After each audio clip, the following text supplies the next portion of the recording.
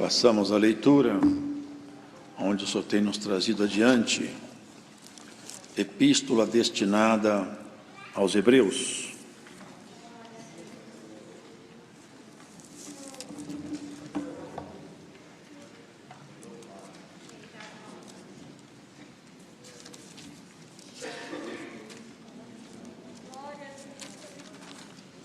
No capítulo de número 3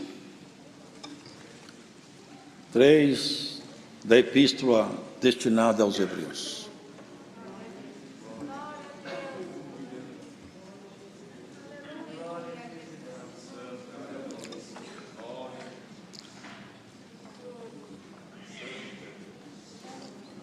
Pelo que, irmãos santos, participantes da vocação celestial, considerai Jesus Cristo, apóstolo e sumo sacerdote da nossa confissão, sendo fiel ao que o constituiu, como também o foi Moisés em toda a sua casa. Porque ele é tido por digno de tanto maior glória do que Moisés, quanto maior honra do que a casa tem aquele que a edificou. Porque toda casa é edificada por alguém, mas o que edificou todas as coisas é Deus. E, na verdade, Moisés foi fiel em toda a sua casa como servo, para testemunho das coisas que se haviam de anunciar.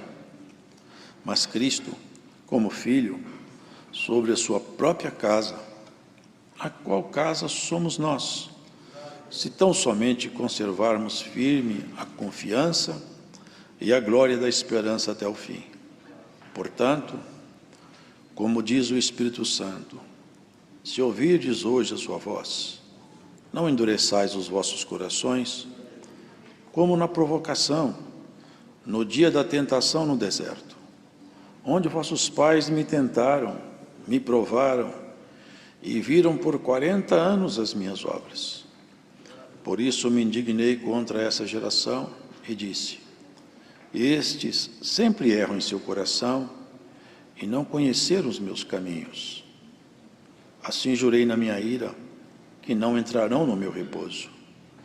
Vede, irmãos, que nunca haja em qualquer de vós um coração mau e infiel, para se apartar do Deus vivo. Antes exortai-vos uns aos outros todos os dias, durante o tempo que se chama hoje, para que nenhum de vós se endureça pelo engano do pecado, porque nos tornamos participantes de Cristo, se retivermos firmemente o princípio da nossa confiança até o fim. Enquanto se diz: hoje, se ouvirdes a sua voz, não endureçais os vossos corações como na provocação. Porque, havendo alguns ouvido, o provocaram, mas não todos os que saíram do Egito por meio de Moisés. Mas com quem se dignou por 40 anos, não foi porventura com os que pecaram, cujos corpos caíram no deserto? E a quem jurou que não entraria no seu repouso, senão aos que foram desobedientes? E vemos que não puderam entrar por causa da sua incredulidade. Amém. Amém.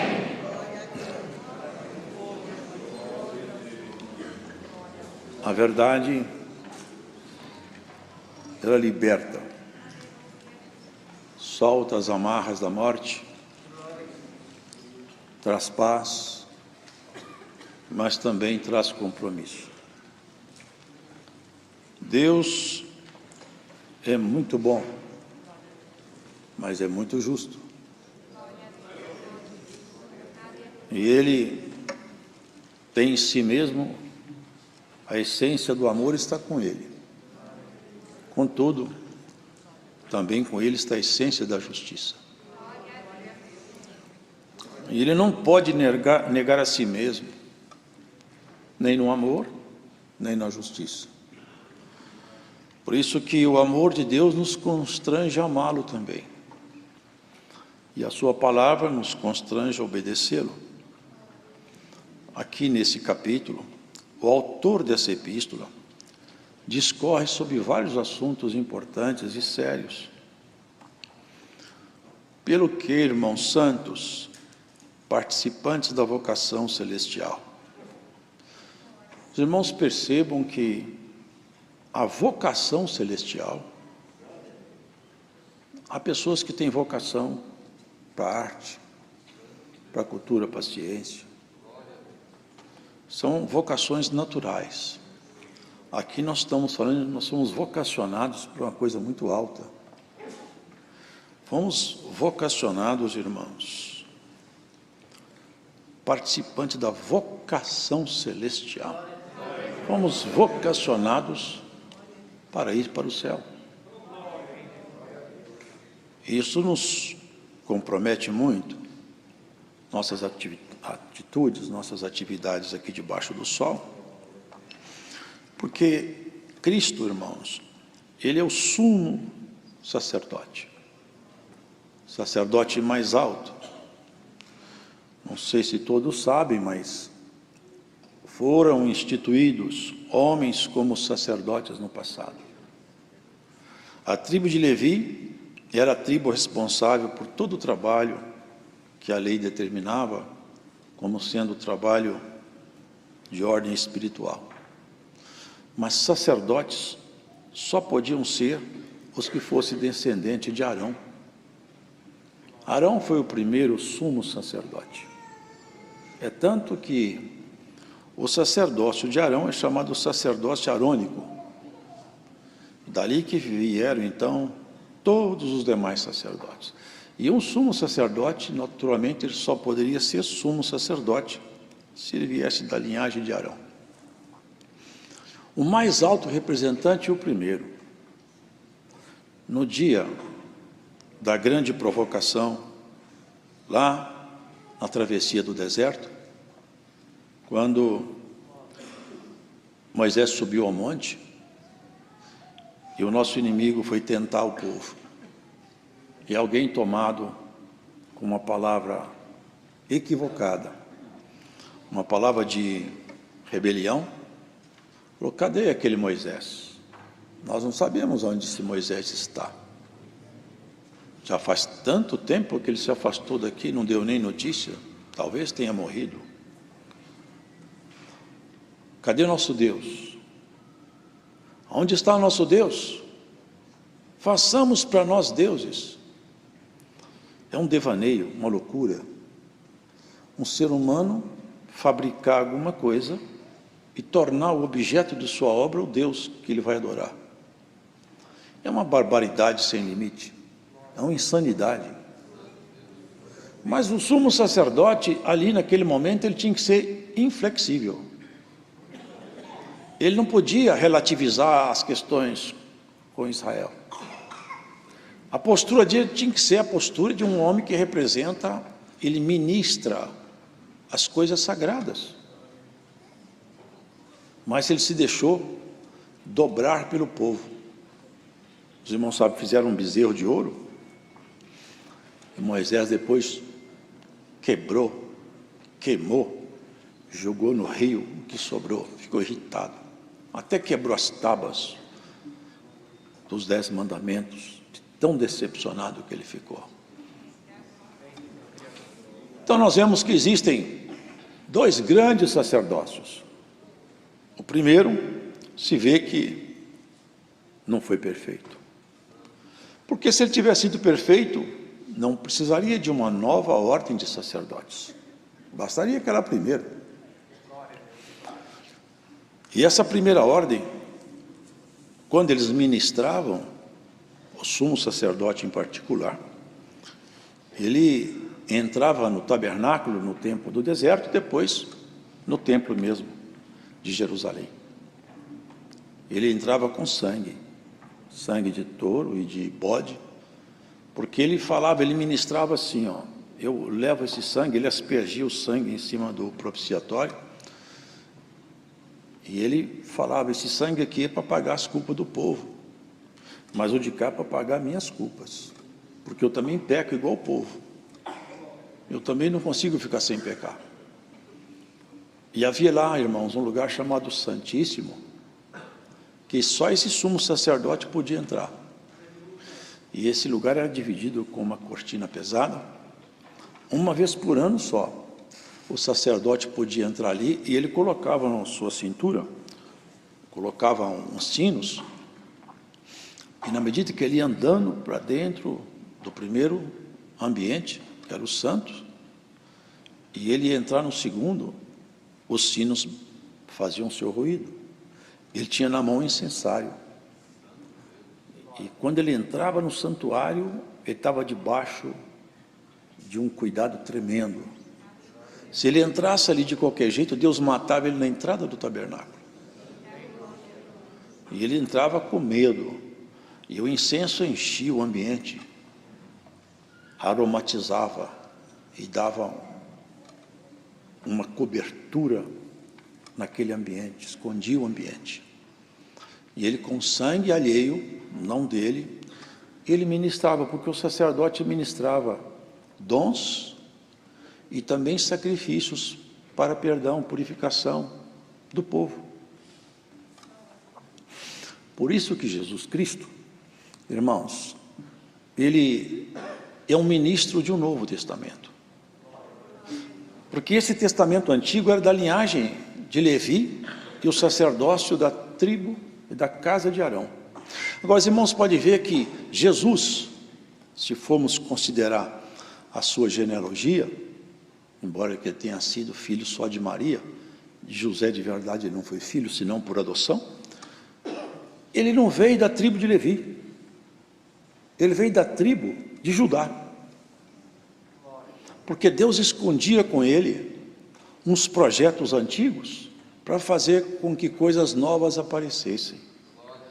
Havia em Deus um plano secreto, mas revelado de alguma forma encoberta. Ainda que estivesse escrito, a revelação daquela compreensão não tinha sido dada aos homens. Jacó, quando reuniu seus filhos, ele falou assim, acerca de Judá: Judá será um leãozinho, apanhará sua presa e se assentará como um leão velho. Quem terá coragem de despertá-lo? Fala que Judá, diz assim, vai lavar suas vestes no vinho e sua capa no sangue da uva. Lá atrás, assinalava lá na frente, quando Jesus Cristo foi crucificado, tiraram ele da cruz, pegaram os vestidos dele, rasgaram em 4 partes. A veste dele tecida de alto a baixo, num só tecido, lançaram sorte sobre ela. Ali, de fato, ele lavou seus vestidos, não no sangue da uva, que era a figura, mas no seu próprio sangue. Por isso, irmãos, quando muda o sacerdote, muda a lei. E vamos entendendo isso para entendermos outras coisas. Quando o sacerdote muda, a lei muda. Qual que é a lei que estava prevalecendo? A primeira lei, entregue a Moisés, com todos os seus detalhes. E próprio Paulo falou, a letra mata. Não é essa letra aqui. Não é o texto bíblico. Não é isso. A letra mata. A letra do Antigo Testamento matou-me. Paulo falou, mas ela é boa, por que ela me matou? Ela me matou porque ela descobriu o pecado em mim, e o pecado é morte. Mas enquanto ela não descobriu o pecado, ninguém podia pagar uma conta acerca de uma coisa que ele não conhecia. Então a lei veio descobrir o problema do pecado, e descobrindo o pecado, matou-me, diz Paulo. E ele pergunta, o que era bom ficou mal? Não. Mas para que o pecado se mostrasse excessivamente maligno, como ele é aos olhos de Deus, veio a lei. Por isso, queridos, Jesus veio estabelecendo uma nova ordem. Não lembro, acho que Zacarias fala, eis aí vem o teu rei, o teu Senhor, o teu Salvador, pobre, trazendo o juízo, montado num jumentinho. A figura da simplicidade. Quando Cristo, irmãos, estava sendo imolado, sacrificado. Exatamente toda a figura do passado se cumpriu nele e agora se repousa em nós uma nova ordem, uma nova relação, um novo sacerdócio, uma nova relação do homem com Deus. Porque ali na cruz, quando ele bradou: Pai, em tua mão entrego o meu espírito, tudo está consumado. O que aconteceu? O véu do templo rasgou de alto a baixo. Aquele mesmo véu que separava o santo do santíssimo, que só o sumo sacerdote podia entrar lá uma vez por ano e com sangue de animais. O sino batia quando ele andava. Eu penso que era como se ele gritasse: Senhor, tem misericórdia de mim, não me mata ao entrar nesse santuário. Eu trago na mão o sangue para perdão de pecado. Quando Jesus Cristo, irmãos, ele passou da vida para a morte, rasgou o véu, e ele entregou o sangue dele como propiciação, não lá no tabernáculo, não lá exatamente, ali se abriu como figura, nos franqueou o acesso pleno a Deus. E como o sacerdote antigo, irmãos, ele ministrava dons e ministrava sacrifício pelo pecado, assim Jesus Cristo, ele começou a ministrar uma nova relação nesse sacerdócio. Ele falou assim: não saiais daqui, até que do alto vocês sejam revestidos do poder. Depois de Pentecostes, por volta da 49º dia, no 50º dia, eles estavam reunidos lá no céu. Começou a acontecer um evento novo. O sacerdote ministra dons, e seu sangue ministra perdão de pecados. Aonde você estiver ouvindo essa pregação, onde você estiver, se você crê que Jesus Cristo é ministro de um novo testamento, se você crê nele, confessar ele com sua boca, aonde você estiver, ele vai te achar e vai te entregar o perdão. O sangue dele vai pagar suas contas. O sangue dele vai te tornar um homem ou mulher vocacionada ao céu. Glórias ao Senhor. Oxalá que essa palavra te ache perdido nesse mundo e te dê a vocação celestial, e que você seja purificado e purificada de seus pecados por esse sangue que ali na cruz secou, mas está vivo na pregação da fé. Glórias ao Senhor Jesus. Ministrando dons, não como o sacerdócio de Arão, porque quando o céu se moveu, estava escrito: virão dias que derramarei do meu espírito sobre toda a carne. Os jovens terão visões, e os velhos sonharão sonhos. Olha que coisa, derramarei do meu espírito, olha que coisa maravilhosa. Derramarei, vou te vocacionar ao céu, vou entregar a você o Espírito Santo que vai te tornar vocacionado à eternidade.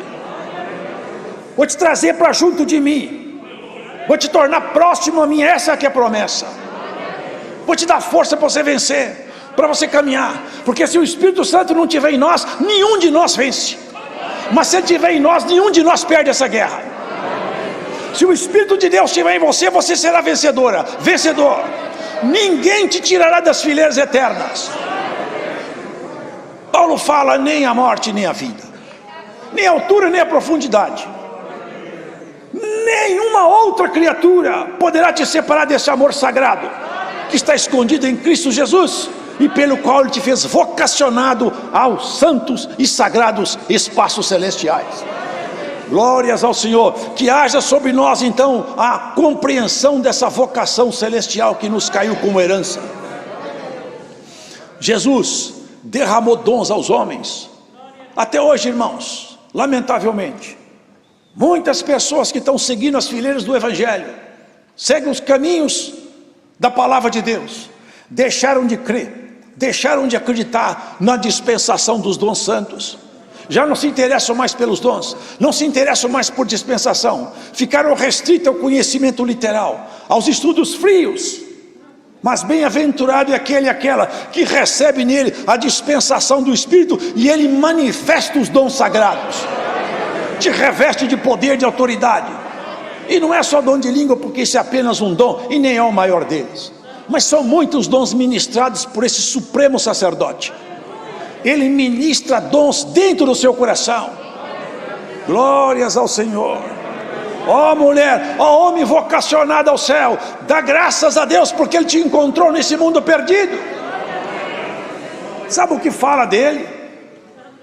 Lá atrás, numa profecia sagrada na boca de Jacó, o cetro está sobre ele, e o legislador não se arredará de seus pés.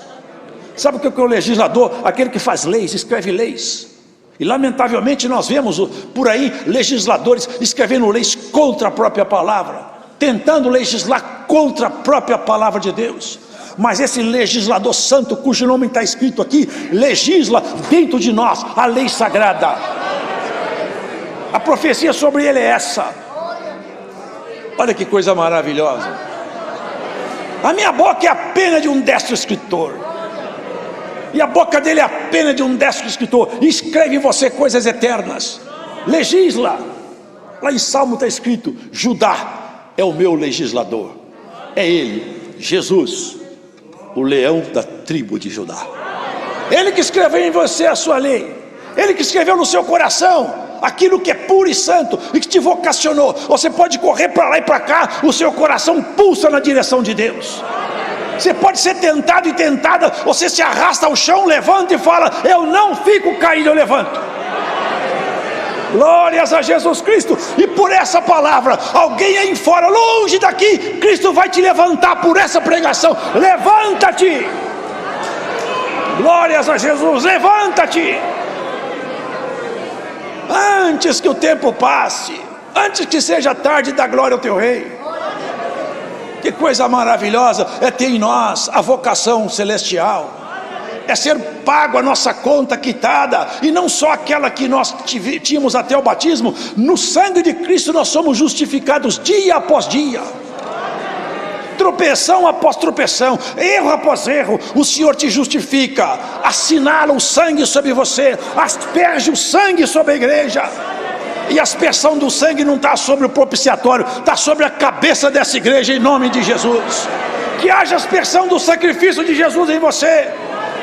Hoje você sai daqui com a aspersão do sangue de Jesus e a purificação de seus erros. E aí longe, onde você escuta essa palavra, essa aspersão te acha aí também.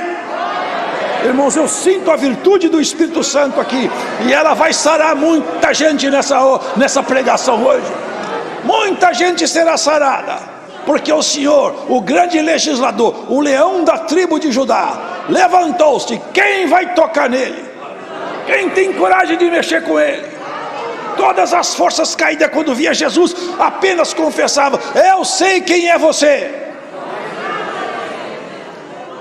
Os homens não sabiam, mas ele sabia: tu és o santo de Deus. Ele falava: cala-te, sai daí e vai embora. E você, quem é Jesus para você? Quem é Jesus Cristo na sua vida? É o meu Deus e Senhor poderoso. Ministre em mim as coisas sagradas. Cristo quer ministrar em nós o que é santo e puro. Abra seu coração, dê espaço para o rei trabalhar. Cria ocasiões oportunas para o Senhor trabalhar em você. Provoca momentos agradáveis em Deus. Cria condições favoráveis. Experimenta tocá-lo com mais fé. Você vai perceber que dele sai virtude. O sacrifício dele é de um sumo sacerdote. Quando aquele sacerdote entrava lá no templo, enchia de fumaça, porque o incensário estava na sua mão. Mas quando esse nosso rei, esse nosso sumo sacerdote, ele rasgou o véu do templo, ele escureceu, foi o mundo inteiro. Na terra teve trevas por 3 horas, relâmpagos e trovões, fechou o céu em cima da cabeça daquele povo. Até um centurião que olhava e falava: verdadeiramente esse homem era filho de Deus. Verdadeiramente ele era filho de Deus. Verdadeiramente ele é filho de Deus. Verdadeiramente ele é Deus. Verdadeiramente ele é rei sobre nós, sacerdote sobre nós, sumo sacerdote, na ordem dos Melquisedeque, não na ordem de Arão. Sabe qual que é a ordem dos Melquisedeque? Ordem de sacerdote eterno, que não tem princípio de dias, não tem genealogia, não tem pai, não tem mãe, não tem começo, nunca começou a existir. Você consegue entender isso aí? Dá para entender isso? Nunca teve um dia que ele começou. Sabe por quê? Porque ele sempre existiu. É acima da sua competência intelectual isso aí, acima da nossa competência. Nunca começou, nunca vai terminar, porque ele para sempre é Senhor.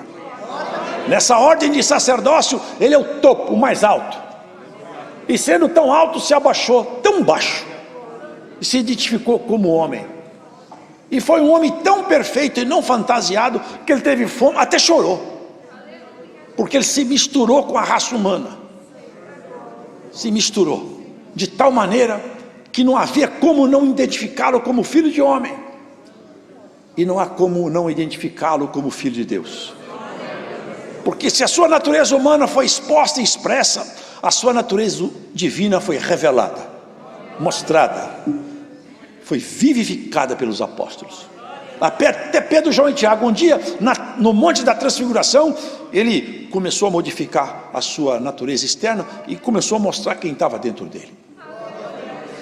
Pedro foi tomado de uma alegria tão grande, que falou: vamos fazer uma cabana aqui, não vai embora ninguém, não vai ninguém embora daqui, vamos todo mundo morar aqui, isso aqui está bom demais, porque ali o Senhor começou a revelar a sua natureza. Quando Cristo revelar a natureza definitiva dele para essa igreja vai dar regozijo, salto, pulo de alegria.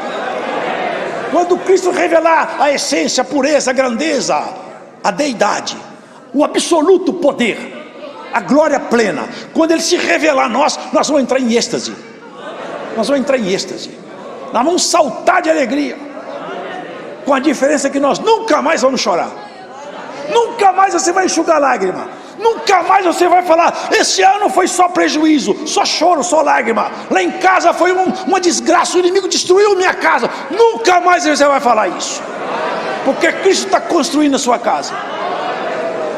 O sumo sacerdote está edificando a sua morada. Guarda isso. O Senhor te vocacionou para o céu. Sua vocação é morar com Deus. Você pode fazer o que você quiser, mas você está vocacionado ao céu.